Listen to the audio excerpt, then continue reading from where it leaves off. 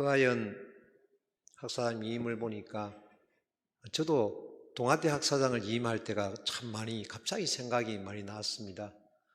저는 고등학교 3학년 겨울방학 때 부산 초량교회에 처음으로 인도돼 가지고 어떻게 보면 만 40년 만에 부산교회 차문의 말씀에 의해서 당회장으로 있는 거 보니까 다 하나님의 큰 뜻이 있다고 저는 생각을 합니다. 고등학교 3학년 때 믿음의 부모의 손에 이끌려서 이 교회죠. 여기 지금 부산교회 옛날 초량교회 때 와서 말씀을 들었던 것이 불현듯 생각이 나고, 또 동아대 학사장을 2년 동안 하고 한고향 섭리에서 이제 목회를 일단 조금 멈췄다가 다시 가정연합으로 목회를 간 가운데 여러 가지를 많이 생각이 나는데, 특히 카프라는 섭리단체는 미래의 인재를 양성하는 곳입니다.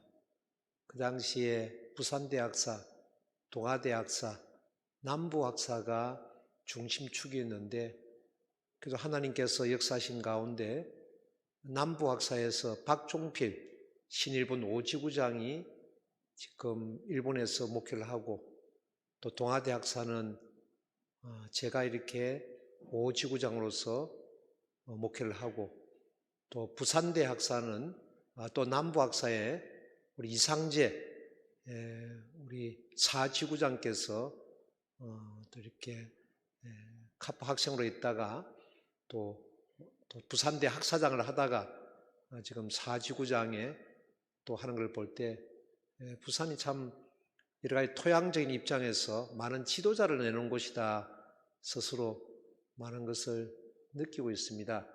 또 김수용 우리 원로 목사님도 부산대 학사장을 하시고 학군장을 하신 가운데 며칠 전에 간증 겸 소감을 들으니까 부산대 학사장을 하다가 학업을 그만두고 이제 모든 것을 전심전력하다가 다시 몇십 년 만입니까? 50년 만입니까?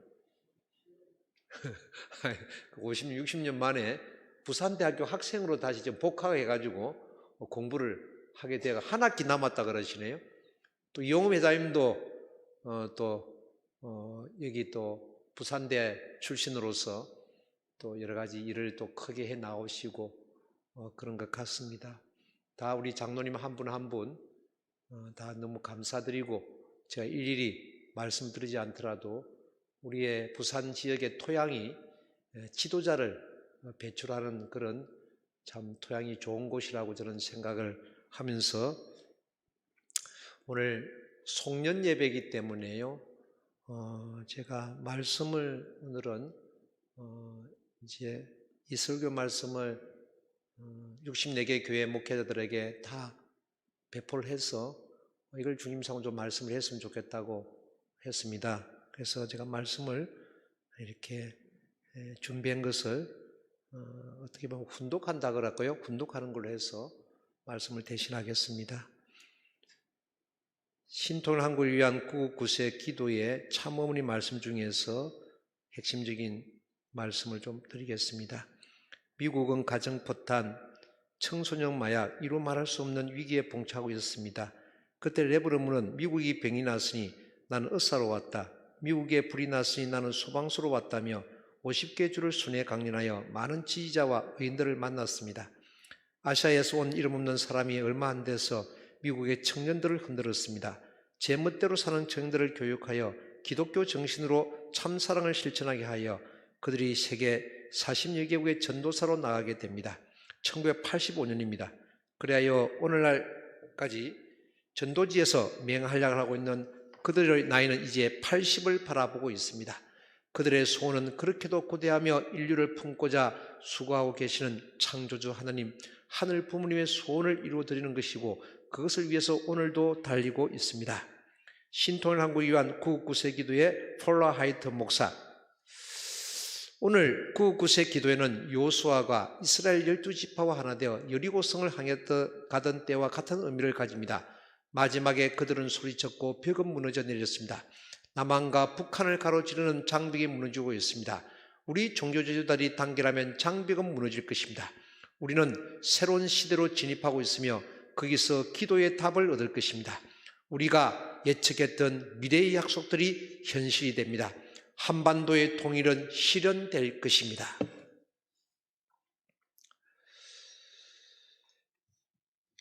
12월 23일 홈처치 컨퍼런스를 마치고 제가 서재에서 옛날부터 사놓았던 책을 꼭 한 읽어봐야 되겠다 생각하고 읽지 못했는데 그 책을 이번에 24일, 25일 읽으면서 가장 감동적으로 다가왔던 부분이 있습니다. 같이 한번 제가 그 책에 나왔던 내용을 제가 훈독하겠습니다. 기독교가 마침내 거대한 로마를 무너뜨렸습니다. 콘스탄틴 대제가 313년 기독교를 공인함으로써 교회는 더 이상 박해를 받지 않고 종교의 자유를 누릴 수 있었습니다. 로마 교회는 수많은 박해 속에서도 성장하여 200년 이미 로마 인구의 20%를 상회하는 22만 명을 넘어섰습니다. 주후 300년에 로마 제국의 기독교는 로마 제국 전체 인구의 10.5%에 달하는 630만 명이 되었고 350년에는 56.5%인 3,400만 명에 이르렀습니다. 이처럼 기독교가 로마 제국을 무너뜨릴 수 있던 결정적인 이유는 무엇인지 아십니까? 바로 가정교회의 선교입니다. 처음 예루살렘에서 시작한 가정교회는 미약하기 거지없었습니다. 그러나 한 세기 동안 바울과 그의 동역자들이 보였던 가정교회 선교 4가지는 로마 제국의 무릎을 꿇게 하였습니다. 로마 제국의 무릎을 꿇게 했던 첫 번째 선교는 우리는 하나다였습니다. 가정교회 하에 식탁 공동체인 애찬식, 신분, 계층, 성에 관계없이 함께 떡을 떼고 포도주를 마시면서 우리는 하나다를 체험한 주의 만찬식, 유대인, 헬라인, 종, 자유인, 남자, 여자 등 세례를 받는 자는 그리스도 안에서 하나였습니다. 두 번째 선교는 내려놓음으로 공동체가 활성화되었습니다. 가정교회 리더들은 바울을 통해서 내려놓음의 삶을 배운 것입니다. 바울은 나는 날마다 죽노라 고린도전서 15장 31절에 고백하며 세상의 사람 자랑을 모두 버렸습니다. 내려놓음의 삶을 살기 위해서는 상대방을 위하는 가치관과 실적이 필요하였던 것입니다. 세 번째 선교는 거룩한 삶이 누룩처럼 번지게 하였습니다. 가정교회는 거룩한 삶을 추구하였는데 이것이 로마 시민들의 마음을 서서히 사로잡았습니다. 로마 제국으로 하여금 거룩한 삶을 살지 못하도록 한 것은 로마의 문화 때문이었습니다. 성적인 타락을 유발하게 한 혼탕 목욕탕, 주인과 종으로 신분이 극명하게 나눠진 노예 문화, 부부간의 이혼과 재혼이 흔한 결혼 문화였습니다. 네 번째 선교는 죽으면 죽으리라는 시대 정신입니다. 12제자의 순교의 피는 교회의 씨앗이 되었으며 그 이후 박해가 연이어 이어져 신앙생활을 하는 것 자체가 순교를 각오해야만 하였습니다. 가정교회 교인들은 운영 경기장에 끌려가 사자의 밥이 되거나 인간의 횃불이 되어도 결코 신앙을 버리지 않았습니다. 무엇보다도 가정교회 교인들이 강하고 담대하게 순교를 받아들이는 모습에 이교도들의 마음을 감동시켰습니다. 오늘 설교 말씀은 신앙생활의 원천은 감사와 기도라는 제목을 가지고 오늘 설교문을 훈독하는 걸로 대신하겠습니다. 우리가 사는 세상은 빠르게 변화하고 있습니다. 지금 이 시대를 살아가는 사람들은 이전에 살았던 사람보다 훨씬 더 좋은 환경 가운데 살아가고 있지만 감사할 줄 모르고 불평과 원망 가운데 살아가고 있습니다. 이전 시대의 사람들보다 훨씬 더 좋은 환경 가운데 살아가고 있지만 감사할 줄 모르고 불평과 원망 가운데 살아가 있는 분들도 있습니다. 주변을 보면 더 많이 배우고 더 많이 가진 사람들이 많은 것을 누리면서도 더 큰 불평과 원망의 삶을 살고 있습니다. 왜 그럴까요? 감사하는 마음이 적어서 그렇습니다. 성경을 보면 요나는 지옥과 같은 물고기 뱃속에서 감사했습니다. 스데반은 돌에 맞아 죽으면서도 감사했습니다. 다니엘은 자신을 미워하는 자들이 모함하여 자신을 죽이려고 한다는 사실을 알면서도 전에 하던 대로 하루에 3번씩 무릎을 꿇고 기도하면서 하늘 부모님께 감사의 기도를 드렸습니다. 초대교회 성도들은 사자굴 속에 던져서 순교를 당하면서도 감사하였습니다. 일제강점기 때는 신사참배 그절로 순교를 당하면서도 감사했습니다. 손양은 목사는 경남 함안 출신으로 1948년 10월 19일 발생한 여순 반란 사건이 발생해 자위 학생들의 두 아들인 손동인과 손동신을 잃었습니다. 그런 두 아들을 죽인 범인 안재선을 용서하고 적결 처분 직전이던 그를 살려내 양자로 삼았습니다. 두 아들이 순교를 당했을 때 나 같은 죄인의 혈통에서 순교의 자식들이 나오게 하였으며 감사드린다며 10가지 감사를 하나님께 드렸습니다. 첫 번째 감사, 나 같은 죄인의 혈통에서 순교의 자식이 나게 하시니 감사합니다.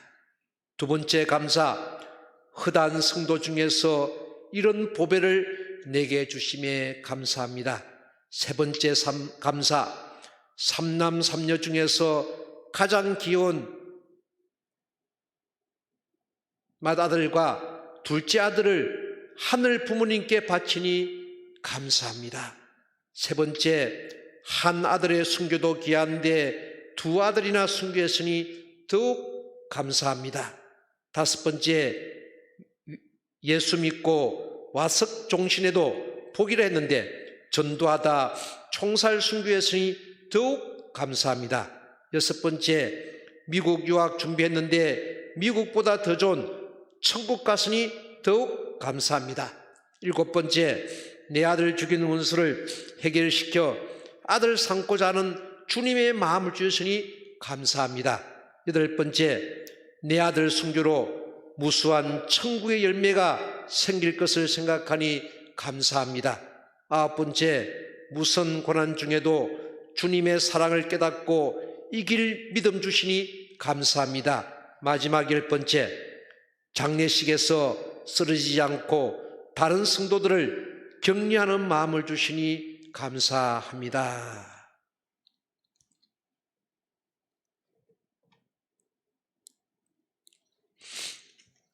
참 부모님의 생애는 7.4 부활의 삶 속에서도 하늘 부모님과 복귀의 심정을 채우려게 하였던 감사의 신앙이었습니다. 감사는 어떠할 때 가치가 드러나느냐 하면 원수를 사랑할 때입니다. 평화의 어머니 자서전 228페이지입니다. 우리 부부는 수련수 한쪽에 겨울옷이 가득 든 가방을 놓아두고 기도에 전념했습니다. 북한으로 가기 전 마음 한구석에 맺혀있던 엉어리를 모두 풀어야 했습니다. 우리 부부는 공산주의가 절정에 달했던 시기에 목숨을 걸고 모스크바에 갔으며 평양에도 갔습니다. 우리를 혹독하게 핍박했던 원수들을 반갑게 껴안았습니다. 그럼으로써 마음을 움직여 서로 화해하게 하였습니다. 그러면 누가 감사함을 넘치게 하는 삶을 살 수 있습니까? 믿음이 굳게 선 사람만이 감사할 수 있습니다. 이것을 보면 감사는 상황과 환경의 문제가 아닙니다. 감사는 마음의 문제이고 믿음이 문제입니다. 감사는 믿음을 굳게 선 사람만이 할 수 있습니다. 상황과 환경에 흔들린 자는 절대로 감사하지 못합니다.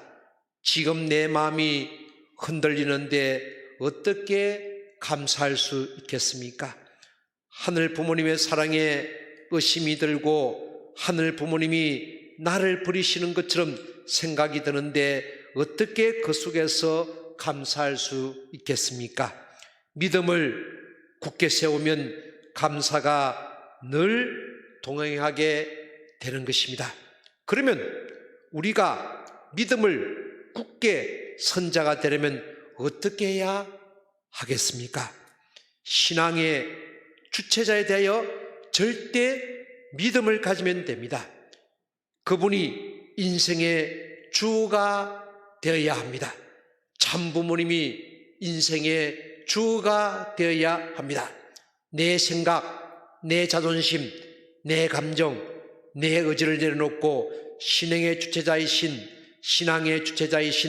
참 부모님의 뜻을 따라 참 부모님의 이름으로 실천 궁행하는 것입니다. 믿음은 저절로 자라는 것이 아니라 신앙의 주체자의 말씀을 듣고 순종하여 행할 때 성장하는 것입니다. 그러면 왜 우리는 감사가 넘치는 삶을 살아야 합니까? 감사가 넘치면 감사만 넘치는 것이 아니라 은혜가 함께 넘치기 때문입니다. 은혜가 넘치면 하늘 부모님께서 더 큰 영광을 돌리게 되기 때문입니다. 요한복음 11장 41절 나사로를 살리기 전에도 예수님은 아버지여 내 말을 들으신 것을 감사하나이다. 감사의 기도를 먼저 드렸습니다. 이것을 보면 기적이 먼저가 아니라 감사가 먼저입니다. 그러므로 내 인생 가운데 기적이 일어나길 원한다면 감사를 먼저 하셔야 합니다. 감사는 보이지 않는 힘이 있습니다. 우리 인생을 변하게 하는 힘이 있습니다. 감사는 환경을 일시적으로 바꾸지는 못하지만 신앙의 자세와 태도를 변화시킵니다. 나의 마음가짐을 바꾸고 나의 태도를 변화시키고 나 자신을 변화시키는 것이 신앙의 힘입니다. 그래서 우리는 신앙을 하는 것입니다. 그러면 감사의 원천은 무엇입니까? 감사가 어디에서 나오는 것일까요? 바로 기도 생활입니다. 수많은 문제가 우리들에게 끊임없이 다가오고 또 우리에게 다가오는 이유는 우리가 기도를 하지 않거나 기도를 소홀히 하거나 기도를 하지 않는데 그 원인이 있습니다. 기도를 많이 하면 문제가 왔다가 다 도망가는 것입니다. 염려, 근심, 걱정이 다 떠나가는 것입니다. 염려할 시간에 기도하고 걱정할 시간에 기도하고 불평한 시간에 기도하시면 됩니다. 그러면 긍정적 마인드가 생기면서 동시에 마음가짐을 바꾸고 나의 태도를 변화시키고 나 자신을 변화시킵니다. 예루살렘 교회를 보면 3,000명, 5,000명, 수만 명으로 부흥한 기록이 나옵니다. 이 숫자는 남자 어른을 기준으로 계수한 것이며 여성과 아이까지 합하면 2000년 전에 예루살렘이란 작은 도시에 10만 명 이상이라는 성도가 예수님을 믿게 되었다는 것을 알 수 있습니다. 그러므로 기도의 힘은 기적을 만들어내며 하늘 부모님의 은혜를 체험하게 되는 것입니다. 저는 신학을 공부하면서 가장 감동적인 신약 성경의 말씀 속에서 기도하셨던 예수 그리스도였습니다. 예수 그리스도가 밤이 되면 어디론가 사라졌다가 새벽이 되면 목이 쉰 목소리로 제 아들에게 나타나십니다. 제 아들은 그의 스승이 어찌하여 밤이 되면 사라졌다가 새벽이 되면 나타난가에 대해서 의구심을 가지고 항상 목이 쉬어있는 예수 그리스도의 목소리를 듣게 되었습니다. 그래서 어느 날 제 아들이 밤이 익숙해질 때 예수 그리스도의 뒤를 따라갔습니다. 예수님은 겟세마네 동산에 가셔서 하늘 부모님께 기도하였습니다. 하늘 부모님, 제가 어떻게 하면 좋겠습니까? 저 고생하는 제 아들을 어떤 말씀을 통해서 감동시켜야 되고, 저 반대하는 유대 교인들에게 어떤 말씀을 하면 정말 좋겠습니까? 그는 창자가 배가 아플 때까지 배를 움켜잡고 기도하시는 예수 그리스도를 목격하게 된 것입니다. 그래서 예수 그리스도는 말씀에 하신 채이지만 더 본질은 기도하시는 예수 그리스도, 목이 쉬도록 기도하는 예수 그리스도를 통해서 하늘의 놀라운 역사가 일어났고, 그 기도의 힘을 통해서 수많은 사람들이 전도되고 지금의 기독교가 남아지는 것이었습니다. 교회에 기도가 충만하게 되면 기쁨이 충만해지고 감사가 충만해지고 은혜가 충만하게 되는 것입니다. 누가복음 18장 1절, 예수께서 그들에게 항상 기도하고 낙심하지 말아야 할 것을 가부와 재판장의 비유를 통하여 방부하셨습니다. 재판장은 가부의 사연을 듣기도 전에 재산을 가진 자, 권력의 가진 자의 편을 들려고 했습니다. 그렇지만 그 가부는 너무나 억울해서 재판장의 집에서 아침에 오고 점심에 오고 저녁에 오고 밤에 왔을 때는 매년 방문해서 정말 기도로만 했습니다.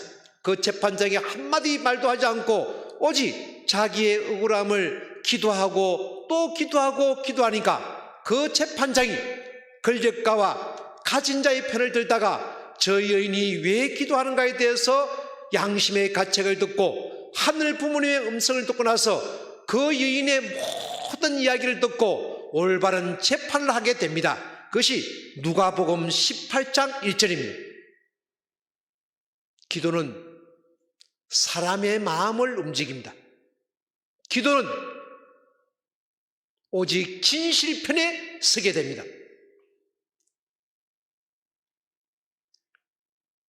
재판장이 정도의 길을 갈 수 있던 것은 그 가부의 죽기를 각오한 기도였습니다. 사도행전 10장 20절, 고넬료는 항상 기도함으로써 하나님의 은총인 성령을 받게 됩니다. 천일국 시대는 어떤 기도를 해야 합니까? 기도할 때는 맨 처음에 나라를 위해서 기도해야 합니다. 그 다음에는 세계를 위해서 기도해야 하고, 그 다음에는 영계에 있는 천사들과 영계에 있는 조상들을 위하여 기도하고, 그 다음에는 하나님의 해방을 위해서 기도해야 됩니다. 역사의 선조들로부터 너 하나만은 우리의 손으로서 당당하구나, 전체 역사를 내가 일으켰구나 라는 증거를 받아야 합니다. 또한 거기에 더하여 가지고 시대적인 사명과 민족적인 사명을 책임지고 아들의 사명과 부모의 사명, 효자 충신의 사명을 다했구나라는 증거를 받아야 합니다. 천성경 1186페이지 였습니다. 세상의 운세가 어떻게 돌아가는 것인가를 알려면 기도에 충실해야 합니다. 기도는 올바른 판단을 하게 하며 시대적인 사명과 민족적인 사명을 제시합니다. 신경상국 64개 교회는 기도가 충만한 교회가 될 것입니다. 2022년 1일 범내골 제1성지에서 신년 기도회를 할 것이고 1월 5일부터 범내골 365일 철야 릴레이 기도를 시작할 것입니다.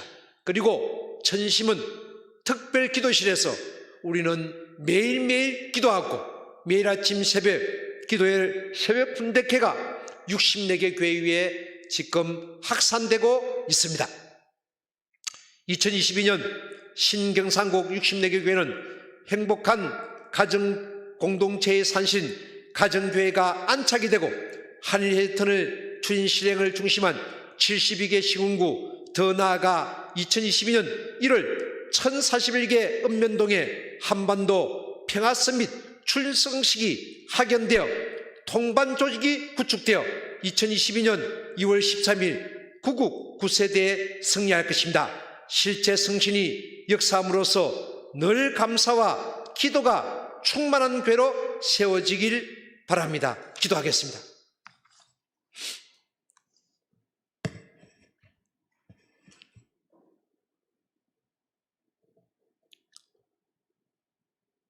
존귀하신 하늘 부모님,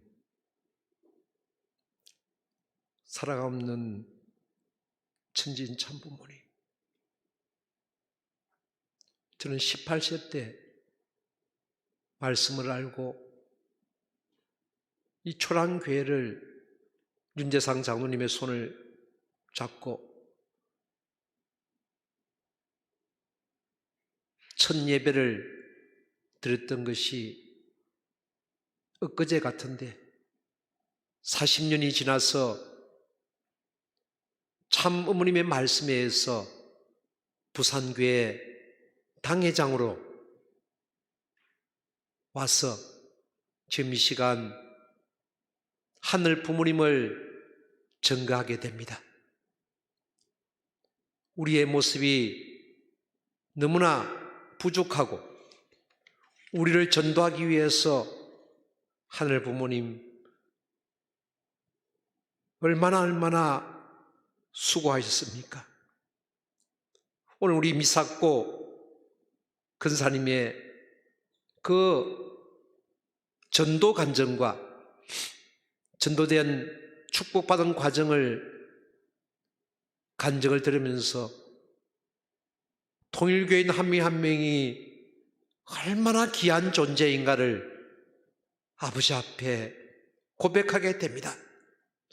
사랑하는 2세 딸이 더 큰 높은 목회와 공직을 하기 위해서 UPA로 가게 됐나니 그 허하연 딸 위에도 장도의 큰 축복과 은총이 같이 하기를 진심으로 바라고 합니다. 범내골 토담집에서 가정교회가 출발해서 전 세계의 190여개국의 선교국가 그리고 살아난 축복가정으로 확산되었던 놀라운 역사가 이 시대에 이루어졌는 줄 알고 있습니다.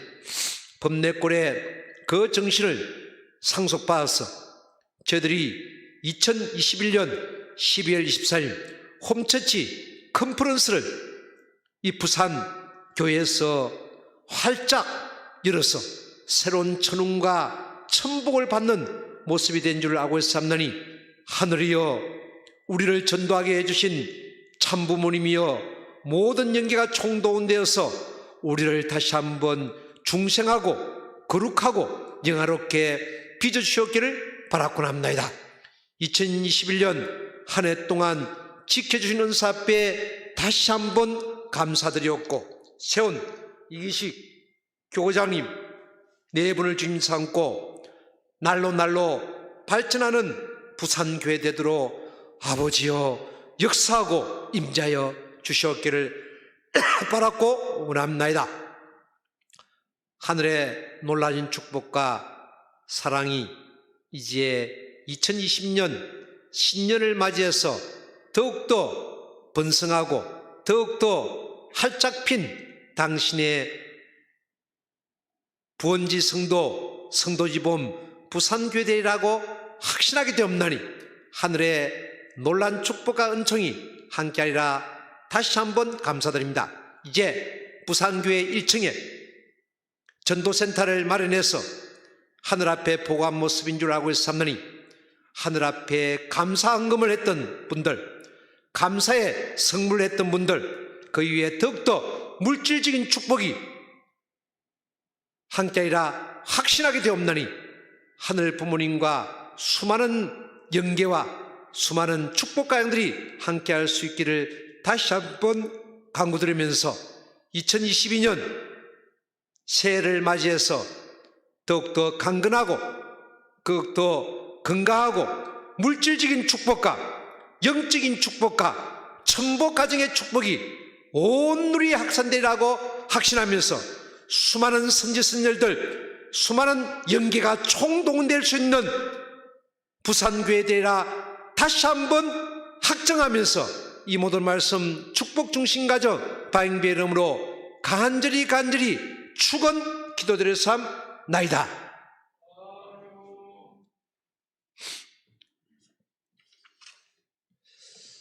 제가